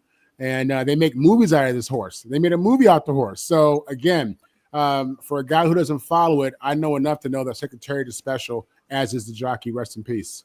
No question about it. We're going to go to another sport we don't cover much, and that's diving. U.S. Olympic legend Greg Louganis is going to sell his home and medals in a shocking move to begin life overseas. Did you? Yeah. The greatest diver, male of all time, one of America's most decorated Olympians, is letting go much of his past. So with that said, well, what are your thoughts about Greg Louganis going overseas? Hey, I'll tell you, after traveling overseas and doing what I did, I'm hooked on international travel, but more power to Greg. You know, when I saw him dive back in the days, he was unbelievable. Yeah. Well, I tell you what, like we, you know, as a Team USA athlete, we spent a lot of time in Europe. So remind me to tell you my horse racing story later, you know, when we have time for it. Well, you may talk about that probably on one of your shows, and we'll maybe bring it up at a later date, but not tonight. Go ahead. No, not tonight. Yeah. But we'll talk but about we're great. Like, no, a lot of athletes are doing that. Not just athletes, but a lot of people are realizing how much easier life is outside of America. Right. Like, you know, you can sell your medal, and then now you can live over there, and you know, people, what we pay for rent here, people are getting compounds with the chauffeur and a driver and a chef and security. And so, I mean, I'm not mad at him. I understand why he's doing it. And like I said, it's a trend now. It's a trend. Yeah. All right, George. Yeah, one of the greatest divers of all time, obviously in the world, but of course in the United States, Greg Louganis. Well, you know, everybody's got their own rights to where they want to live, and you know, citizenship wise, I'm sorry to see him go. I'm not a big fan of moving to another nation, but everybody has their own free will, and Greg has certainly done a great job here in America. He has been at the forefront of teaching young divers too. I'm sure he's worked with a lot of youngsters as well over the years, and he'll continue his career in another nation. Like you said, that's, again, his prerogative. He has a right to do that, but we're never going to forget all his accomplishments, of course, as a United States Olympian. Candy. So one of the things he did is he sold all of his Olympic medals in order to move out of the U.S. Olympic medals, while they are a prized possession for some, they also are something that is tangible. And are they going to? Is he going to pass them on to somebody else? Does he want to keep them? Does he want to look at them? Obviously, no. He wanted to sell them. He wants to start a new chapter overseas. He's not the only one. And sometimes it's not just about a life easier. Yes, it can be cheaper, but sometimes it becomes political too. And it can be polarizing here. Right. And I'm not going to get into politics, but if a person doesn't agree with the politics or the way that the United States is going, their option might be to move outside the U.S. And if he's been over there because he's been in competitions, he's been in places that maybe he liked more or he wanted to see more of, and that could be why he's going there as well. Okay, Marvin. He was an elite level athlete, so he did a lot of traveling around the world for years. But the reality is the internet has made the world so small. It is so normal to create relationships with people halfway around the world. It is so normal to create a path where you could go live somewhere, overseas. And you're right. In this political climate, in the economy, with his already existing exposure to the other countries, for him, it was just a personal decision, and simple as that. It's no different from moving to Jersey for him. Yeah, more power to him. All right, let's go to our next non-sports topic of the night. Everybody's waiting for them. This is a pretty cool one, though. Get this, 7-Eleven, baby. This is unbelievable. That name, Jamie Amy Brown, was born in St. Louis, Missouri. But that 7-Eleven baby would get $7,111 for college because she was born at 7-Eleven and weighing 7 pounds, 11 ounces, a baby girl named, as I said, J. Amy Brown. How do you like that? $7,111 just to go ahead and have a little bit of money up front for college, Marvin. Is that surreal or what? Yeah, I'm looking at it from 7-Eleven's perspective. Very cheap way to get some real marketing going, getting people's hearts. Corporate America is taking a beating. And, so if they can find opportunities to reach the common man, show some money out, sell a nice story, get some people in them stores, hey, that's good business. I get it. Yeah, they got me to do it. So there you go, 7-Eleven. There you go. Now you better give me a big gulp for free, among other things. I actually like the big gulps. And I like those slushes. All right, go ahead, Will. Well, actually, St. Louis is my hometown, just so you know. And so I spent a lot of time over there. St. Louis is a highly, highly, highly segregated city. It's just very segregated. And so what this could be, to be very honest, there's a lot of racial tension, especially at the 7-Elevens in the stores, because a lot of those 7-Elevens, they're owned by people from like the Mideast and things like that. And so there's just this tension there. And so this might just be a way to kind of calm some of that stuff down a little bit. Like, I've never heard this story. And I'm on Facebook. Most of the people on my page are from that area. So it's going to be interesting to find out exactly, was that in the city of St. Louis? Was it in the suburbs, or was it way out in the country somewhere? But I got a feeling it was in the city where that racial tension is still up there. Well, whatever. 7-Eleven, 7111, well, whatever.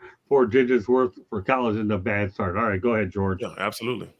Yeah, it is a great marketing idea by 7-Eleven. That's really very unique, and it's something that most people wouldn't expect. I mean, people that want to play the lottery, they bet certain numbers. We all know that, but the fact that 7-Eleven stood up and says, "Hey, if this happens to a baby being born, and this little girl was born with those kind of characteristics, with using that combination, like you said, of 7 and 11, hey." all the more power to it. Hats off to the franchise for doing so. All right, Candy. Rachel Langford's phone has been ringing nonstop since 7-Eleven when she gave birth to a girl at 7:11 p.m. weighing 7 pounds and 11 ounces. But the most exciting call came from 7-Eleven, which celebrated the news of Jamie Brown's birth by pledging $7,111 to her college fund. The convenience store chain previously had called to offer a gift basket with diapers and other merchandise. Langford said the additional pledge was totally unexpected. She was completely shocked and just kind of freaked out. Uh, a representative for 7-Eleven confirmed to CNN that the company has pledged the money for Jamie's college fund as well as onesies, diapers, and other gifts. Wow. It kind of also reminds me of, you know, all these restaurants that give on your birthday a free whatever it is. It's a good marketing tool. It's a good way to get people in. I'm sure this family now, 7-Eleven, if they have a choice, let's face it, you driving down the road, there's 3 or 4 different gas stations. This family is going to stop at 7-Elevens now. You know, they're going to, and it's a feel-good story. So kudos to 7-Eleven for doing that. Let me tell you something. Marvin, this is a good feel-good story. What I brought you in here with initially, you survived that one, man. This one's a little easier, but I got plenty more coming, Marvin. All right, let's go on to Molly Karam. All right, everybody's talking about Molly Karam and First Take. She actually she is leaving ESPN by the end of the year, joined the network back in 2006. Molly was upset that the network went ahead and lowballed her with a $500,000 figure, and because she felt what she brought to the network on First Take, and she recently did work with UConn and Danny Hurley. I'll tell you one thing. I like Molly Karam. I think I even mentioned her in my book, Lessons from the Microphone. This lady will be able to, I look forward to seeing her on other platforms.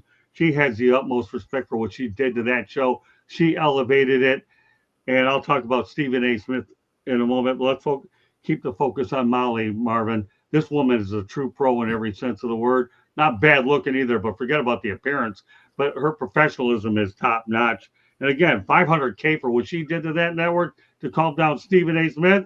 She's really getting underpaid for that. But go ahead, Marvin. I mean, ultimately, the advertisers weren't demanding that they have her back. The advertisers weren't making her mandatory as part of the deal. I like Molly. She did a good job. I do agree in regards to how she looks. That's the thing, man. They hire attractive women, and that's sex sells. That's the bigger story. There is that sex sells. Fortunately, I think that a lot of these networks have hired outstanding women who, some of them are attractive, but they seem pretty knowledgeable. So that's been good. But in regards to Molly, listen, you're worth whatever your employer says you're worth. You're worth whatever they're willing to pay you. That's really how I look at that. So, if they felt that you were as good as you think you are, they would have paid you that. But they saw different value. They saw different opportunities. When you look at their budget, they didn't feel like allocating, so much to you. It is what it is, Thank God for a free market. Go somewhere else, make you some more money, and get your value up. I'm sure she will. Obviously, like I said, she did a little bit of work with Dan Hurley with UConn men's basketball. What are your thoughts, Candy, about Molly Karam? She was promoted to permanent host on First Take back on September 15th, 2015. Yes, she declined a contract extension with ESPN and will be leaving the network at the end of 2025. Later, she confirmed on Instagram saying the news came out earlier than I intended and not in the way I hoped. She decided to close this incredible chapter and step away from First Take. It was one of the great honors of her career. The next day, Stephen A. Smith opened up the September 16th show with a tribute to her and said that she abruptly then decided to call it quits. Martin, you hit the nail on the head. There's a lot of female broadcasters in the media that are very knowledgeable. A lot of them are very sexy. Yes, sex sales, especially when you're trying to attract the casual fan. Let's put it that way, because you already have the sports fan, the diehards. So what you're trying to do is you're trying to get the casual fans in there to watch your programming. And there's a lot of different programming out there. You have your Fox, you have ESPN, now you have all kinds of streaming, that you have Apple, and you have all these different places. So yeah, your worth is what you can get from your employer. And if you think you can get more power to you. If you want to leave and try and get it from someplace else, that's definitely your prerogative. Okay, very good, Candy. All right, well, I don't think it's over yet. Personally, I know they announced that she was leaving, but this same thing happened with Vanna White on was it the Wheel of Fortune? No, not Wheel of Fortune. Was the Wheel of Fortune? Mm-hmm. Okay, yeah, same thing. They found out she hadn't had a raise in 20 years, and Pat Sajak was making like 28 million, and she was making like 200,000. Then we come to find out she was actually like a LA land connoisseur. She bought up all these houses and buildings, so she actually did very well on her own. But the people spoke up, the fans, and next thing you know, if you go turn it on right now, she's back because they upped her price. They was gonna let her walk, but sometimes the fans will speak. So maybe the sports fans will say something, and she might wind up coming back with a better contract. It's not over yet. interesting perspective, George. Yeah. You're on mute, George. Mute doesn't work, George. Try again.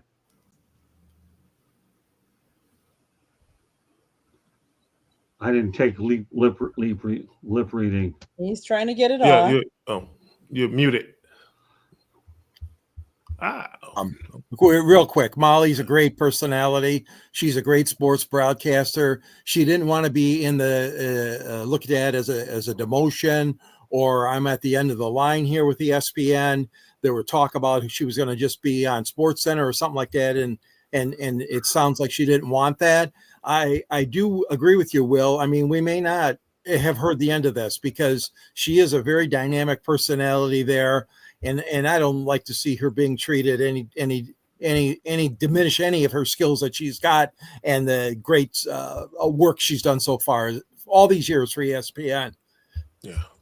I have two more topics as we get ready to wrap it up. This should be pretty easy. It's a great segue, and then we'll take a little history down memory lane with ESPN. Stephen A. Smith did add 2 new shows with Content Empire. Who knows what he's going to add? I'm not going to talk about what his political intentions are. We'll leave that for a later date. But the value that he's brought to that network, Marvin, has been unbelievable, and he's added 2 more shows with Content Empire. What are your thoughts about Stephen A? Stephen A. is, he is the face of American sports. He's the guy. He's the new Mike and Mike. And kudos to him. He's come up from the bottom as a sports writer at his school at Winston-Salem State.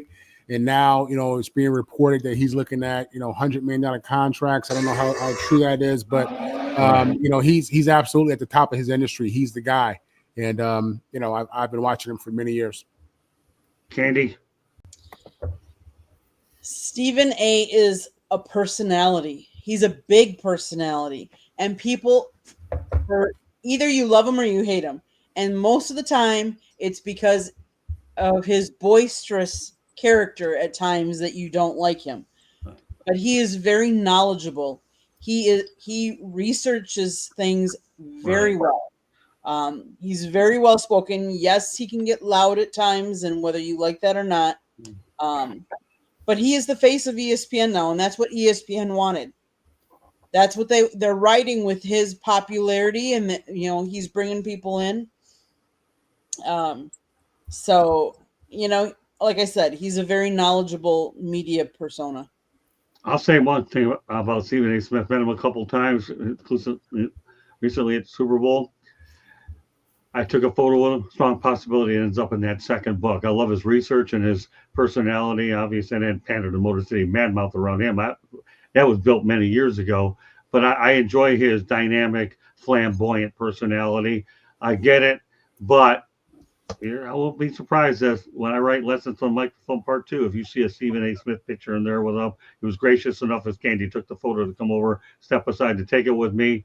And is there something you want to add, Candy? I do. One last thing.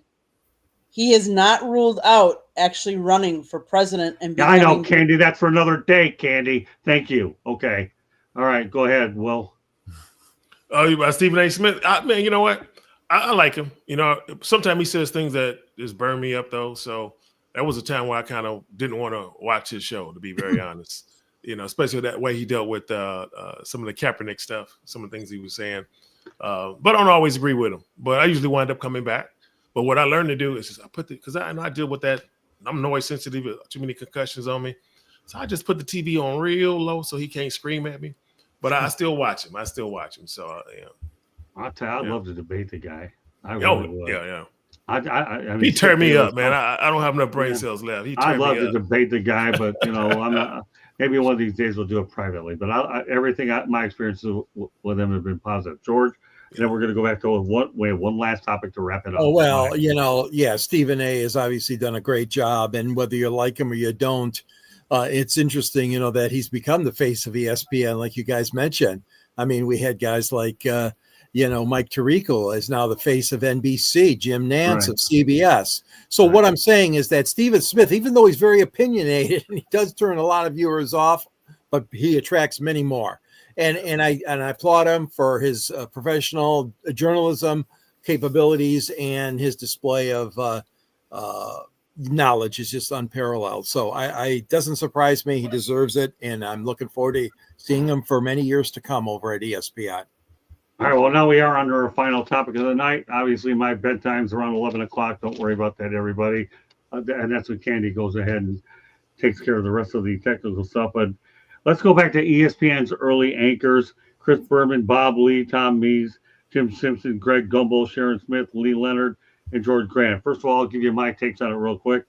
Chris Berman should still be active full time. Don't know why, but he's definitely the face of that network. I had a chance to meet Bob Lee over at the National Sports Media Association, and we spent some time together, and we talked for a long time, took a few photos there. I wish I could have met Tom Mees, arguably one of the best hockey broadcasters of all time. We all know that Jim Smith was one of the original people over there, a multi-versatile guy.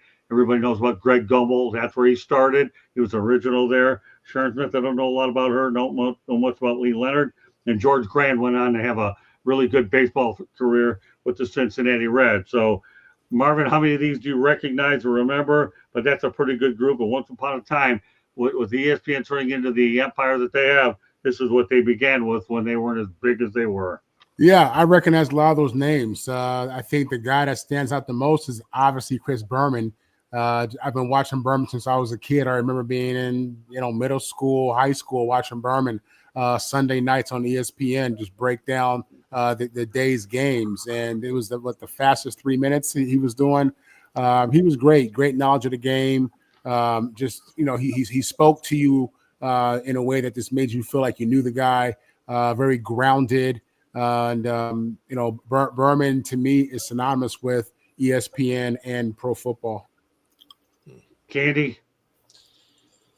There's a lot of names there that you think of sports. One of the ones I go back to was Bob Lee and Outside the Lines. That was a great show. Greg Gumbel was one of the ones that started back with ESPN and had a strong presence back in that first decade. But yeah, Dick Vitale, he started with them. Chris Berman, of course. We all sit there and think of NFL and how he helped put Sports Center on the map and jump started the growth of the whole ESPN brand. Well, I was actually trying to look that name up because you said Brian Gumbel, right? No, Greg Greg. Gumbel. Greg Gumbel. His brother. Okay. Yeah. Most of those names I don't remember, but Berman, I remember that name. But I'll be honest, I'm a little bit compromised, so my memory is a little That's bit. all right. Don't worry about it. Compromised. Yeah. But I remember watching all those shows. I mean, you as an athlete, especially if they're living at the Olympic Training Center, ESPN stays on loop all the time. You're always watching it. So yeah. I remember the first time I watched ESPN was back in 1979. I was at a friend's dorm over in East Lansing, and it was unbelievable just watching it when it launched. It was unbelievable. George, you have the final word on this topic. And then as we wrap up the show, we're going to do a recap with Will Person so they could get his info out there, and we'll call it a day. Go ahead, George. Yeah, Chris Berman, back, and Chris Bermanisms, as they call them. He's number one in my book. Bob Lay, also a great broadcaster. Jim Simpson, who, by the way, came over from his career at NBC, where he was kind of always the second man at NBC. They were always great. There's so many good ones, but yeah, I think that Berman and obviously Bob Lay are two of the ones that I always admired most. Yeah, Bob Lee to me is unbelievable. I love Bob Lee. He defines what journalism is all about. He used to do a little bit with soccer. That was one of his favorite sports. But Bob Lee, to me, is the one I'm glad I had a chance to meet. I've seen Berman a few times. We've cordially exchanged, handshakes. But I didn't know Chris that well. But Bob Lee, and I wish I would have got a chance to meet Tom Mees, who unfortunately died too early because of a drowning accident. But that said, that does wrap up this edition of Sports Exchange, content-wise. So what we're going to do is we're going to go ahead and let everybody know how they get a hold of it. We'll do a station break, and then we'll let Will Person go ahead and know that he is now a member of the Sports Exchange as long as he wants to come out at 9 o'clock after his show. This will be a good way to cross-promote world shows at the same time. Jennifer Horspool, guess what? You have a lot. I just gave you a lot more work to do. So go ahead, Marvin, let everybody know they get a hold of you. Yeah, you can find me as Marvin Powell III on Facebook, Marvin on the mic at the other social medias. You can find me on South Florida Tribune Tuesday night, Wednesday morning, and Wednesday evening as well. You can find me on Locked On USC Mondays and Fridays. You can find me on with USCJ about once a week. We're going to be live tomorrow, Thursday, 10 a.m. Beautiful. Candy, give us a station break. South Florida Tribune Publishing Company published a book, Lessons from the Microphone, Tuning into the Entering Wisdom of Visionary Leaders. It is written by our hosts, Scott, the Motor City Madmouth Morganroth, and the forward is written by George Eichhorn. It's a great read. Go get the book. If you want to see a picture of Scott with young Muhammad Ali or Scott with young Tommy Lasorda, go get this book. You won't regret it. It's available on Amazon, Barnes & Noble, Kindle, Google, and Apple Books. There's also a link on our website, www.southfloridatribune.com, where there's a plethora of great content. Go check it out.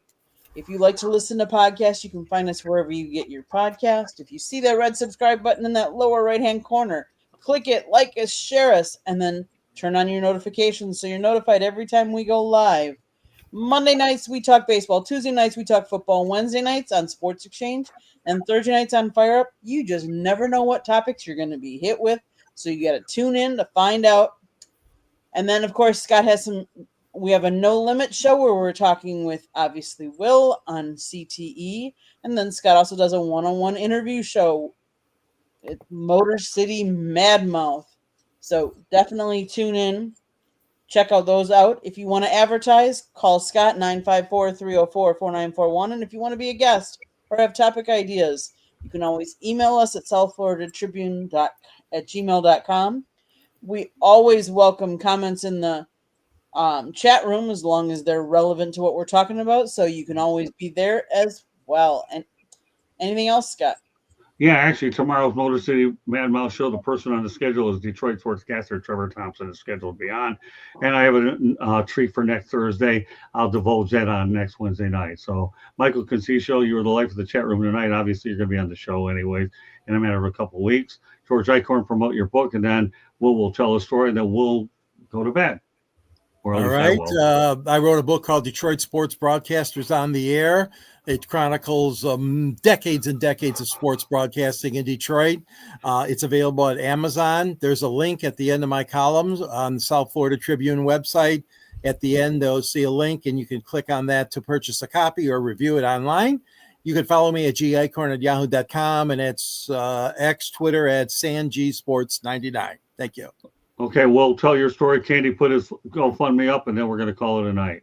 Well, real quick, just obviously we do the No Limit show every Wednesday night around 7:15, 7:30 p.m. Eastern time.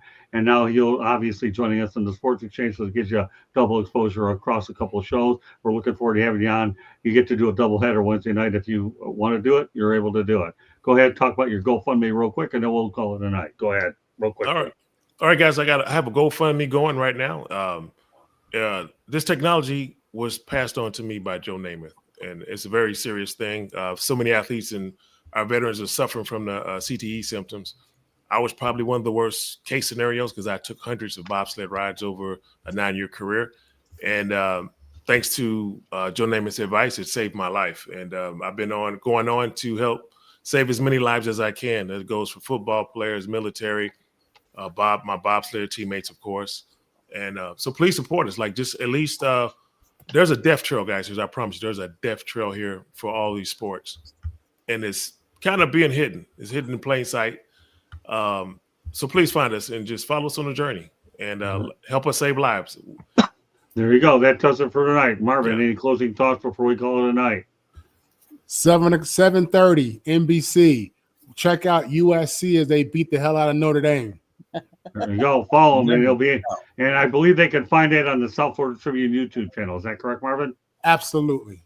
There you go. Marvin will be on tomorrow with Stephen Reichel. And is Ben Troop going to be on that one or not? That's Wednesdays at 11 a.m.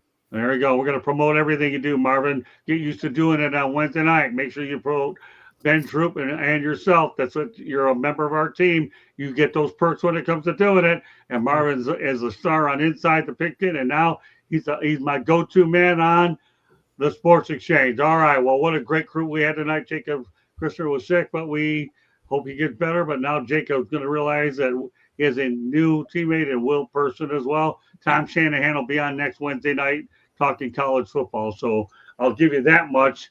And Tommy, to me, is like the encyclopedia of college football. Hope you can join us. And our hopes to get Megan Price as well. We'll have a little bit of hoops, a little bit of college basketball. We're going to have everything to see show in approximately 2 weeks. So with that said, so that does it for tonight's edition of the Sports Exchange. And on behalf of Marvin Powell III, Candy Ebling, George Eichorn, and Will Person, who is now a part of this crew, we want to thank you for joining us. See you next Wednesday night, same time, around 9 o'clock or so, same station. Have a great weekend, everybody, and enjoy the programming the rest of the week across the South Florida Tribune Media Network / our YouTube channel. Once again, as Candy said, if you haven't subscribed, hit the red button, and please do so. And we welcome your comments as well. God bless everybody, and thank you very much for joining us. Have a great week.